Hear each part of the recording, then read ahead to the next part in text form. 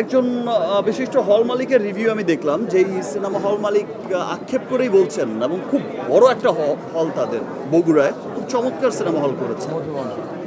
So সেই cinema hall মালিক বলছে যে ফার্স্ট ডে ফার্স্ট শো তো কোরবানি ঈদে মহিলারা দেখতে আসে না, কোরবানির ঈদ কোরবানি থাকে। একটা সিনেমায় পজিটিভ নেগেটিভ রিভিউ হয়, শুধুমাত্র নেগেটিভ নেগেটিভ রিভিউ কেটে কেটে কেটে কেটে কেটে কেটে শুধু নেগেটিভ রিভিউ প্রচার করলো প্রথম দিন। এর ব্যাপারটা বুঝলাম না। এই আক্ষেপটা কার প্রতি? আক্ষেপটা কি আমার প্রতি? এই চক্রান্তটা কার প্রতি? আমার প্রতি? এই চক্রান্তটা কার প্রতি?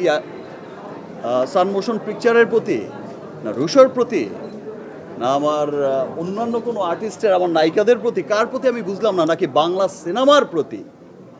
নাকি যারা চাইছে যে বাংলা সিনেমার উন্নতি চাইছে না শুধু তাদের, মানে তারা চাইছে, কিছু মহলই চাইছে, স্পষ্ট ক্লিয়ারই হয়ে যায় যে কিছু মহল চাইছে যে বাংলা সিনেমার যেন উন্নতি না হয়, যতটুকু এসেছে তার থেকে যেন আবার পিছিয়ে সেখানেই চলে যায়, আর যেন নতুন ধারার কোনো গল্প সৃষ্টি না হয়, আবার যেন একই ধারার গল্প বলতে বলতে বলতে বলতে এক সময় বলে যে বাংলা সিনেমা তো শুধু এই, আর তো কিছু দেখি না, শুধু মোটর গান, মেশিন গান, মারামারি। মারামারিও হবে, সব ধরনের সিনেমা হবে। তাই বলে যে নিটল প্রেমের গল্পের সিনেমা হবে না সেটা তো না। তাই বলে যে মধ্যবিত্ত আপার ক্লাসের গল্প হবে না তাও, সেটাও তো না।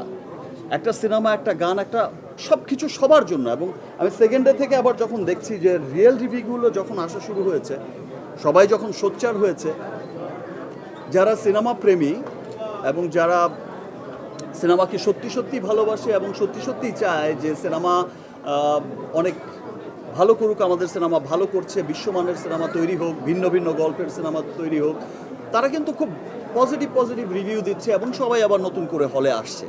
তো সেই বিষয়টাকে আমি অনেক সাধুবাদ জানাচ্ছি।